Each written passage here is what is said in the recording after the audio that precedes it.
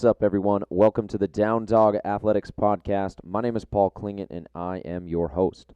I'm a former D1 baseball player, personal trainer, and yoga instructor out of Seattle, Washington.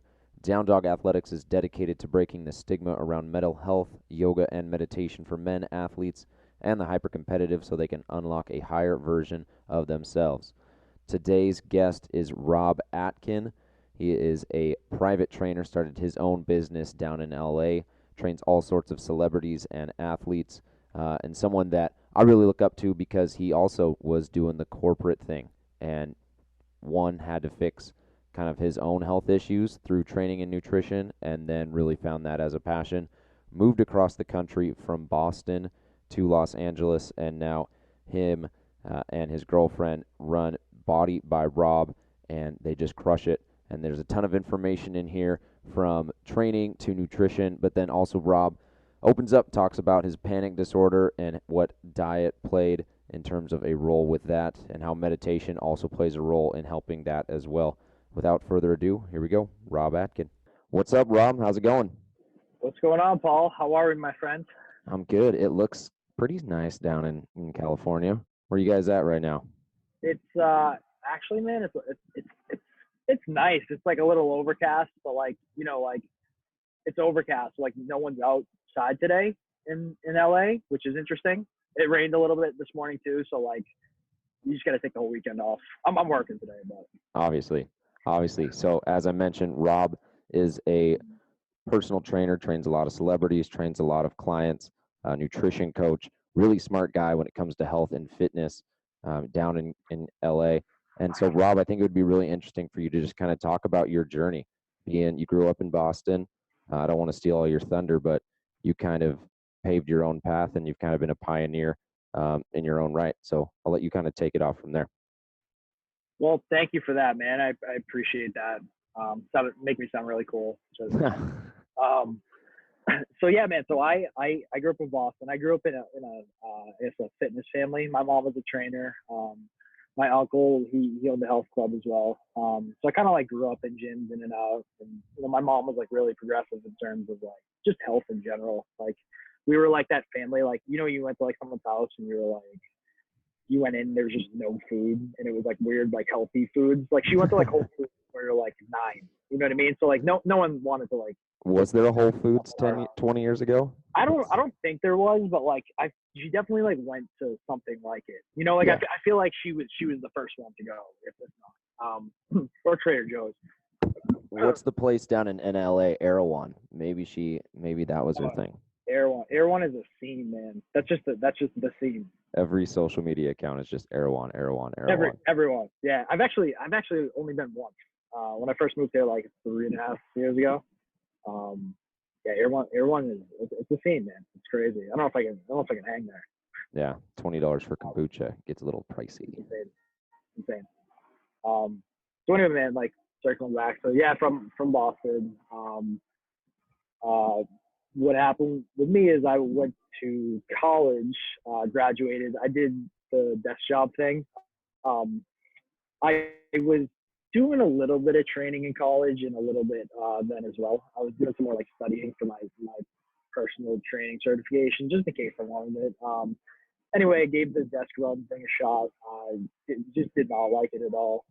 So what I decided to do is I decided to move out west, had some family out here, and I really wanted to pursue the training thing. And my uncle who lived over in, he lives around here in West Hollywood, showed me an Equinox out here. And I actually, when I was visiting him, I talked to one of the training managers, and we kind of set something up that like, yeah, he's like, if you come over here, you can definitely apply. And like, think we can get you as a trainer. And so that's kind of where I started. I moved and started working at that Equinox right down the street actually from my gym now. So. Yeah. What desk job were you at? Was it anything related at all to running? Like, I would always say when you have your own business, you do everything. So you can, if I had a marketing job or I was in advertising, so I'm like, all right, at least I know like what a good branding page looks like. Yeah, I was a data analyst. I don't even know what the job entailed, to be honest. It was a lot of Excel like spreadsheets and stuff. But like the girl who sat next to me, who was like my partner with everything, she was awesome. Like she was great with numbers, and like she just took over every project. So I kind of just let her do her thing. Dude, I don't even know what the job entailed, to be honest, but it's cool, man. Everyone in the office was awesome. Like, yeah, some nice people. It was cool. Yeah. Well, But you I obviously mean, I just didn't love it as like, as a passion, as a career. 100%. You got into what you needed to do and what was your kind of calling. I did that same thing, but you're a little bit further along. So you were at Equinox, trained there for how many years? So when I was at Equinox, I trained there for about 2 years. Okay. 2 years over at Equinox. And then now I'm currently I rent space at a private training gym doing that instead. Yeah. So you've got kind of a list of in-person clients. I always see like different people doing all sorts of crazy, workouts, sled pushes, all stuff that's obviously really functional, but you totally kick their ass. Some guy had 245-pound plates on the other day. So what did you take from Equinox, and what is different maybe from what you're doing now? When you're in Equinox, it's kind of a corporate setting. You got to go by those rules. Now you're kind of training privately. What's kind of your system? What's stuff that you found works for your clients and for you as well? Um, since transitioning in terms of just like programming, I think now I lean more towards like, I guess, like more like CrossFit type of workouts. Yeah. I'm actually currently working out in a CrossFit gym, and I'm been doing, not CrossFit, but I've just been taking certifications like in that realm, of more like, functional high intense workouts. And I just think that there's just a lot of fun. And then on top of it, like I do like to teach like specific movements, like, working on squats and deadlifts and like breaking it down, breaking it down and like really focusing on the form, and movement as well. But Equinox, I think Equinox is cool because you get kind of so there's 70 trainers in my gym. We got a good mix of like all different types of trainers. Like there would be trainers who are strictly like hypertrophy, so they would just work on like aesthetics and like bodybuilding type stuff. You got some people who were like way into the functional stuff, who were like jumping on balls and doing squats on them and different things like that. And then you got people like in the middle, which kind of I think I like kind of fell into. I was more of like the bodybuilding side to start off. That stuff just got like a little boring for me. I didn't really love it as much. But the athletic stuff, kind of in the middle, like leaning towards functional movement. That's where like I kind of landed, and I kind of got to see all different types of training through that. And even here too, there's other trainers who rent out the space in that. So we'll see a lot. That's cool. Yeah. When someone's getting started with you, what's kind of the first things that you look at? So you do an assessment, but is it usually the nutrition? Is their training program funky? Where do a lot of people that you see, because I know you work with a ton of people, where are you usually able to find wins in their training, in their nutrition plan, in their lifestyle habits? And then what takes a little bit more of a longer time to develop? I remember seeing one of your clients, like she had a 12-month journey. And I think a lot of people don't want to admit, like, you're going to have to be consistent at it for a really long time. There are some things that you can do right away that are really helpful, maybe just one little tinker in your nutrition. So what have you seen that works? What helps clients right away, and what takes a little bit longer?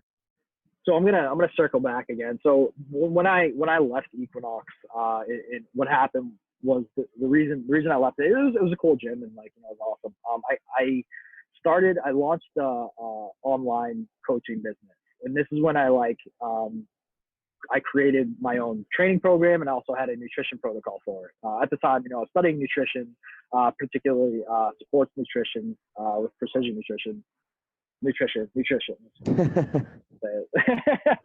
All day, it's all nutrition. All nutrition.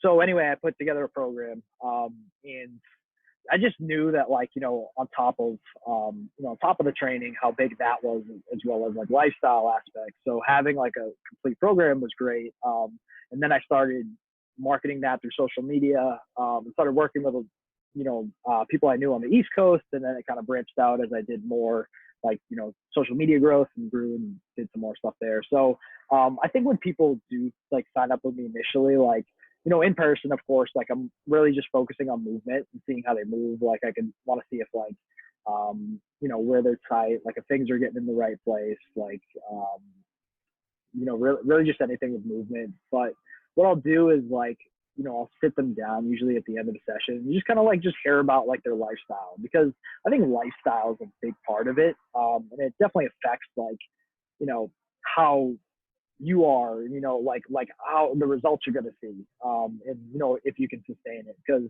going out drinking like 5, 6 nights a week and, you don't sleep and you don't do this. And like, there's so many basics you need to cover before you can even jump into like the little things. Yeah. So like, I kind of want to like hear about that through someone. And then what I do is I've learned, just, through my training and the years I've been doing this, is that like I think that things happen best gradually.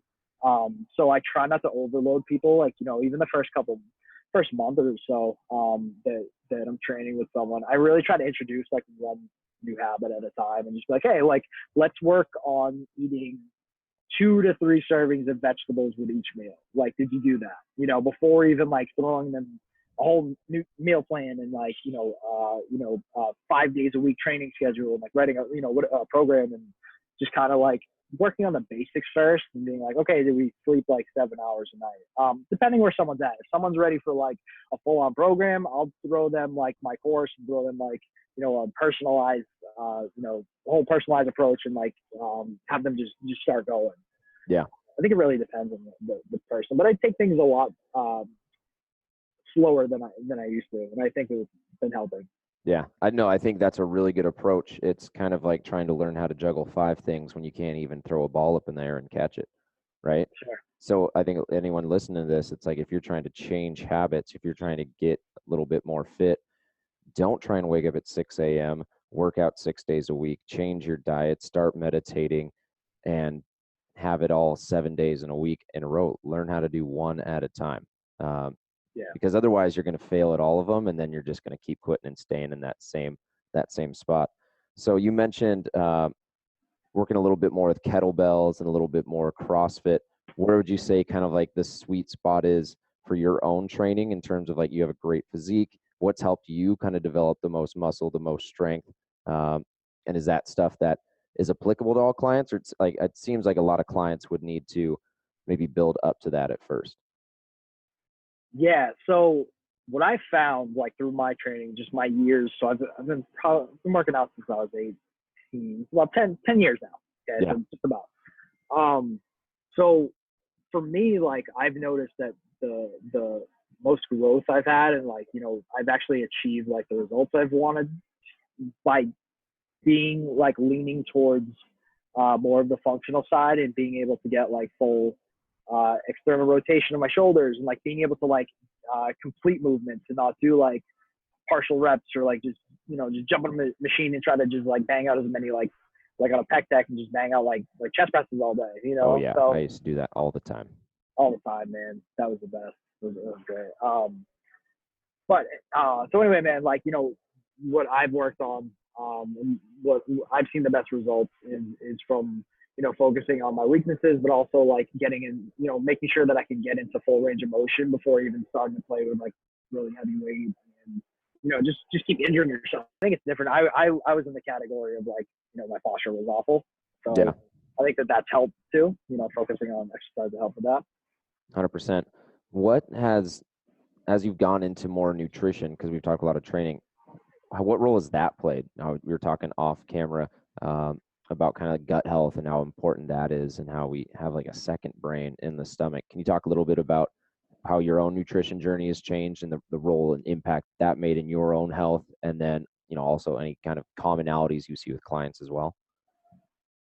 For sure. So, little background with me is, when college, in college and the years graduating, even when I was working at that desk job, I was just like drinking 24/7, going out all the time, not sleeping. Like, I was like still working out, but I wasn't healthy. Yeah. I'd go out at night and like I'd smoke cigarettes, and like I would, it just escalated, Boston boy. Bad Boston boy, yeah. But the habits and like things that I was doing, just like I thought at the time that it wasn't gonna catch up to me. I was like, oh, I'm gonna be fine. I'll get healthy one day. until like, one day what happened to me is and kind of what sparked the transition for me to move out here and pursue, career in this is that I randomly just started having panic attacks. Before that, like I had symptoms of like, I couldn't concentrate. I felt foggy all day. Like I didn't have drive and motivation, like just weird things were happening. And then all of a sudden, like I just started getting crazy, like random panic attacks. And, I really couldn't figure out what the issue was. And I knew that like, I had to clean up my health and I had to stop going out and like partying and doing this. And, eventually I did, but what happened like through the years of me just not caring about my health is like, it didn't go away. And, doctors I would go to would prescribe like medication and they would, take this or try that. And everything would just make me feel numb or make me feel even worse. So that's when I started really getting deep into the nutrition stuff, especially the gut health stuff too. On top of just like sleeping more, not going out, and like really giving my body some time to just get back to normal. I started looking up a lot of stuff about gut health, especially, and I made a drastic change with my nutrition and diet, and I've learned some like new protocols with that, and I've been able to reverse all that, and I did it on my own. So Yeah. I got off all medication, like. So I did that through my own, and that's kind of something I can relate to some of my clients with, who do struggle with that. Definitely made a lifestyle change, which has been huge. 100%. There's so much in terms of like research and studies and books. We were talking about a couple different ones that, goes into detail on how much of a role what is going on in your stomach and how that transfers back up to the brain. And it's really a connection and a conversation that's having subconsciously. You're not aware of it. You're worrying about, crossing the street, but all the while your brain's talking to your gut's talking to your brain. And so it's really cool that you were able to do that on your own, because so many people would be like, oh, I just need this medicine, or I need that, or I need this, or I need that. And really at the end of the day, it just comes back to putting the right things in your body and taking care of it. I love that you're able to kind of relate to people on that sense now, because you had, you're able to be like, yo, I used to have panic attacks. Now I can like, kind of see where you're coming from, whether that's, anxiety or something else where people are like, oh, that's not real. Before I started my own business, I was like, anxiety attacks. What is that? Is it like just mentally weak people? I thought that was something people made up. You know what I mean? Like I was like, anxiety, like I honestly, like I was such a chill person before like any of that happened. I just didn't care about anything. So it was like, for me, like I would make jokes about it all the time. I literally thought it was like, something people said so they could just get like Xanax. You know what I mean? Yeah. Like, or just get like medication. Yeah. It's like, oh, just something you say. Like awkward family dinner. Like, oh, panic attack. Great. I'm out of here. Panic attack. Sweet. Yeah, exactly. I'm out. See you guys later. Yeah, exactly. But it's no joke. Like it's crazy. Yeah. So recently I've been seeing in some of your posts when we talk, you talk about how meditation started to play a little bit of role in your mental health as well. Where did you get into that? What kind of techniques have you tried and found that you like? Is it apps? Is it sitting down? Is it laying? Is it visualization? Maybe share a little bit about that, because I think that's really cool, especially in the lens of this podcast. Like obviously, like you're an athlete, strong, smart, like entrepreneurial, but meditation plays such a big role, I know now. For sure. Paul has recently he resparked my interest in like me developing getting in the habit of meditating every day, which I've done probably like for a year now, which has been awesome since going through the course and doing some of your stuff, man. Just reading your posts. But when I first started meditating, it was when I had the panic disorder. It was because I was, something was wrong, and like, I didn't understand what was happening, and I thought it was me, and I thought I was like really stressed, which, was inside my body. But the way I would cope with it is what helped me the most, like aside from like medication, like anything I would take was meditation. And that's when I first started doing it, and it literally saved me, because it was, I thought I was crazy, and I didn't know what was happening, but like it would center me and calm me back down, calm my body back down. It felt right. So when the panic attacks started going away, I'll be honest, I stopped meditating. I got out of the habit, but when I stopped doing it, I just noticed how scattered I was. And that's when Paul, like, when I'm been following you and like reading a lot of your posts, man. It really does, like, it makes a huge difference doing it every single day. And I still, 10 minutes a day, there are days when I'm like, I will miss it. But it makes a difference not only in, not just being organized and like, running a business, keeping, keeping things tight and being able to like, schedule whatnot, but also for like breathing in terms of, like my workouts, like feeling like happening, like, and now instead of just feeling like what's going on with like the muscle, being able to feel different things, it's more about like controlling my breath during like vigorous exercise and exercises that like are making me like exhausted. Like I'm breathing super heavy and I'm trying to focus and I'm like trying to clean and snatch this kettlebell over my head while I'm just exhausted. And the centering my breath and like really focusing on it brings me back. And like I feel like I can get through anything with it. I still use Headspace, and that's what I used previously as well. Awesome. Yeah, I think that's what a lot of people miss, a lot of athletes especially, is just how much of a role breath plays, not just mentally, but physiologically, like what's happening to your rib cage when you're breathing at different angles and breathing into your chest and getting those ribs down. And to your point, like if you're snatching a kettlebell and you're just breathing right into your throat the entire time, you're not getting all that oxygen that you need, man. You need so much more, and breathing properly and being aware of it. I love that you talked about that, because if you're not aware of something, you can't change it. And if you can't change it, you can't fix it, right? And so being aware of your breath, meditation kind of gives you that space to just be like, whoa, here's something that I do 20,000 plus times a day, and I don't even think about it. What happens when I think about it and start doing it properly? Dude, things get so much better, so much easier. Whether you're working out, whether you're living, whether you're just like even just stressed.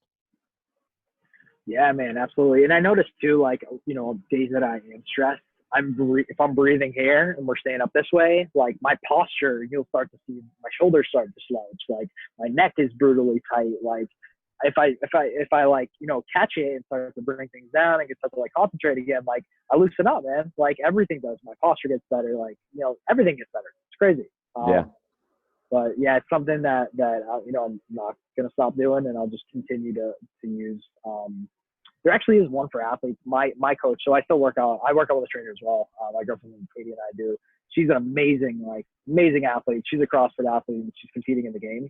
Yeah, we'll get her on the podcast soon. Yeah, we'll have to. She's killer, man. She's taught me like a lot what I've learned recently about training, especially. But she showed me an app, and I honestly, she showed me it the other day. I gotta remember the name of it, but it's for athletes.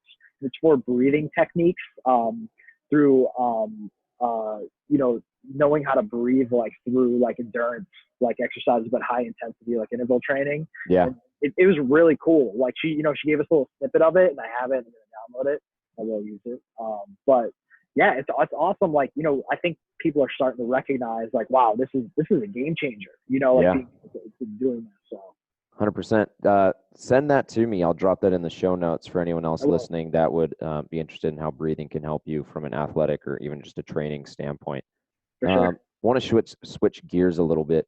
We've talked a lot about training and nutrition, but right now, like you're running your own business. You completely jumped off the cliff, assembled the parts on your way down to that airplane, and now plane soaring, doing well, growing, expanding. I love seeing your growth down in LA.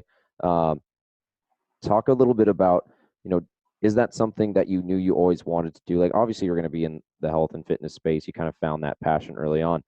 But were there things growing up as a kid where you're, slinging baseball cards, selling lemonade, stand out up front, and then maybe it came from your mom a little bit, but I think just the mindset that it takes to run your own business and truly believe in yourself, like that's the kind of mental mastery that is so applicable, not just in training, but in relationships, in life, where, you just got to be consistent every day. And that's one thing you totally are, is every day there's content. Every day you're sharing and educating people. So is that all stuff you had to work on? Is that stuff that came at a young age and then you built on it? Talk a little bit about that. And, maybe there's going to be parallels you'll draw through training with that. But I think that's a really cool journey that'd be cool if you could share about. Yeah, for sure, man. So, so I always knew, like, I, this in a good way, but I was always better at like doing things on my own. Like, I was never, I joke about like my old job and like having someone that did something for me, but like Yeah. realistic, realistically though, like kind of a control freak in the sense of like I like doing things my own way, and like I always like envision like running a business, and kind of doing my own thing, and like I always had visions for things, and I feel strongly about it. But honestly, like I was pretty lazy, for doing that until like I really got into the training stuff, because I guess I didn't like find my passion or like what sparked. But like I always knew that that was something I wanted to do. And when I like, kind of hit my stride with the training stuff and started doing it, and kind of took that jump.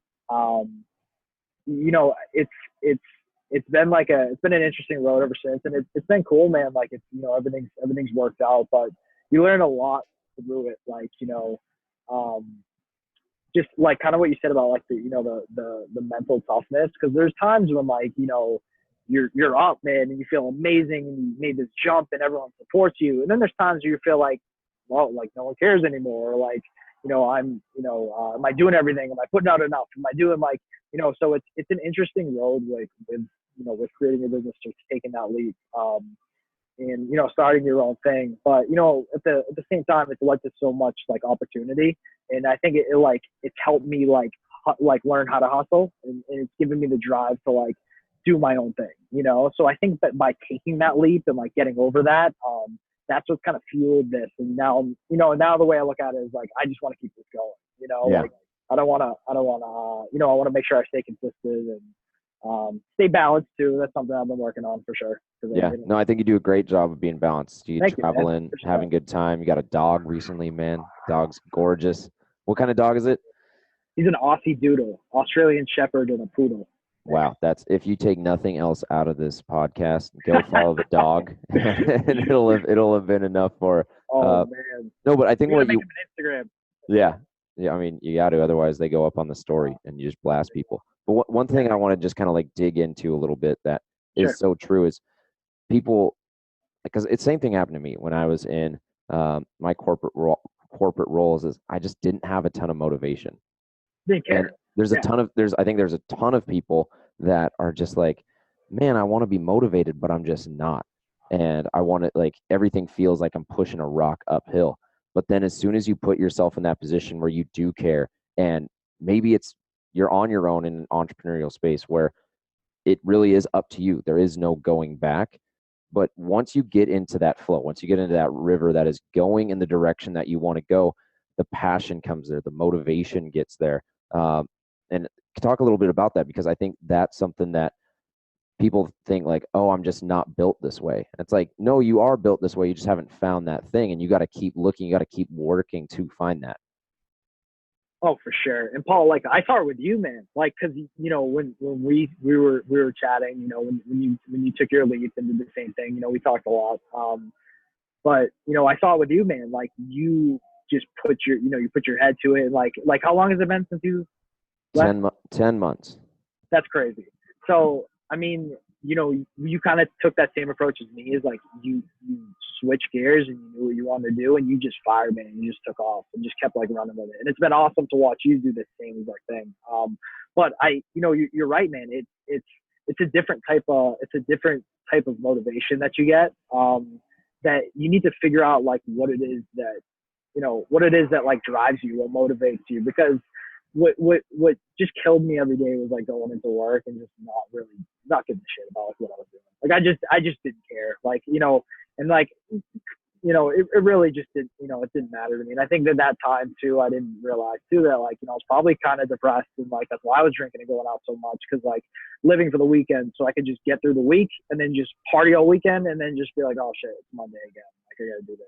Now I wake up every day, man, and I really look forward to it, man. I love working, working with clients, doing what I do. Like, I think it's been an amazing road so far, but it definitely ties back to like figuring out what it is that like drives you. Yeah. And for you too, I think when people think is like, oh, I got to be passionate about something, like in a way, like you had a problem and you needed to fix it, right? With your gut health and with what was going on from a panic disorder standpoint. So it's almost like, this is one of the best pieces of advice I got at Amazon, was a manager was like, go solve a problem that drives you absolutely insane. So Yes. so many Yeah. people you'll see amazing people. They're like, I had this back disorder that no one said I could get fixed. Well, I studied for 3 years, fixed it, and then now I'm helping people solve that same problem. For So I think sure. a lot of people when they're like, "Oh, I haven't found my passion," it's like rather than find something that you like doing, find something that you absolutely despise and figure out a solve to that. And then all of a sudden you're like, "Man, I know how much this sucked. I know how much it sucks for other people. I'm going to help them solve that problem." For sure, man. And I mean, you know, and then it's something too, like what I think is like after you figure out the problem, you know, after you figure out the solution to what the problem was, like you just don't stop learning. Like you just keep going. And like, I think that's something that's helped me too. Like, you know, even sometimes with training is like, you can like, or nutrition is you can see like, oh, I know everything. I have a program. This is how you do things. Like the way that like, you know, I think like, you know, approaching it too is like you just continue to just learn. You just Yeah. like, you know, you learn new methods and you try new things and you just continue to grow from that. And it's really interesting to see, you know, all in the realm of like what you want to do. It's interesting. Yeah, it's always evolving. 10 years from Yep. now, we're going to be like, whoa, like we were idiots. Yeah, the other day I saw a post Yeah. on the Washington Post. It was like, we're growing horns from always being in necks looking down. And it's like, sweet, 10 years from now, we're going to have to figure out how to do like horn curls because we're going to have to fix our neck. Oh my God. It's crazy. Oh, horn Oh man. curls. I can trademark that before it gets big. It's actually so, Cool. Well, Rob, thank you so much for coming on. Couple last things. I like to say life is like a video game. You know, you choose the kind of character that you want to be, and eventually you need to decide like what you're going to put your skill points in. Right now, you've put all your skill points training and nutrition. I would say you're not a tech guy, right? And I'm doing no. a lot of the same things. I'm training, you know, nutrition, yoga, meditation. Like that's what my path's gone on.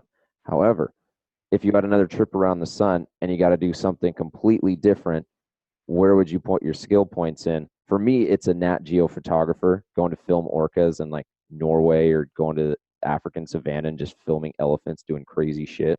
Like if you could do something completely different, what would you do? Dude, honestly, man, I think I want to do something. I think I'd want to do something in entertainment, because you know, like we're surrounded by it a lot in LA, so it's cool just to hear like different people's jobs and whatnot, and, like what they do. But like being like a critic, you know what I mean? Like I just watch movies all day. I'm pretty like you know, as outgoing as I am during the day, I still like I'm pretty introverted. Like I like to like go home and chill, and like I like my like you know like my space. I like to relax. So like love watching movies and whatnot, and that's a lot of the you know enjoyment I get too out here is just talking to people about different films and like TV shows and like and I like that. my girlfriend Katie and I just love doing that, and we like review every single new show that comes on, but like in our own way. So like being like a legit critic is something I was like that would actually be pretty cool. Um, I don't know if I don't know if I would be able to explore the world, but like that would be cool too. I mean, Yeah, like you know that would be awesome. that'd be sweet. The what's the hottest show out right now? Okay, so I got two. One, Chernobyl on I've seen that. HBO. That looks scary Dude, on HBO. wild, Yeah. excellent show. Loved it. The other one was When They See Us, and that's on Netflix. Okay. Uh, it's about the Central Park Five. Oh, yeah. I heard about that as well. Yep, that was awesome. Wow. Okay. So Love that show. this guy's a movie TV critic. If he says it's good, you better believe it's good. Cool. Rob, last thing is just where can people find you, man? Social media, website, how can people learn from you, with you, work with you? Where can they party with you, man? Maybe not that, but let's give the website and social media. You can party with me on the gram. You can see pictures of my you know recently I spent a lot of videos of my dog. So if you want to like you know if you want to meet Leo, you can come meet him. No, but I you know I still like you know still do my best to stay consistent with like uploading workout videos. I do a lot of make infographics and things, and just things that I think can help my clients and help people out. And anyone that follows me, not just my clients. So that will continue to do that. So you can find me at Rob_Atkin, or you can find me at bodybyrob.info. Sweet. Cool. Well, thank you, brother, so much for coming on the show. Hope to get girlfriend Katie on another time and catch you next time I'm down in LA. Let's do it, man. Paul, thank you very much. Appreciate it, my man. Take it easy, man. Have a good weekend. Thank you. You too. Bye. Hope you enjoyed the podcast. Hopefully it gave you some things to think about training, nutrition, and I love what Rob talked about, panic disorders and how he thought it wasn't real until you realize that stuff's real and it's stuff that you got to address. I'll drop the show notes in the summary, and you can find them on downdogathletics.com. If you got any value out of this podcast, please share it with a friend. So much of what I do, what Rob does, is training people physically. This is my way of helping people train their mind as well. If you have any questions or want to chat, shoot me a DM or email. Other than that, catch you next time on the Down Dog Athletics Podcast.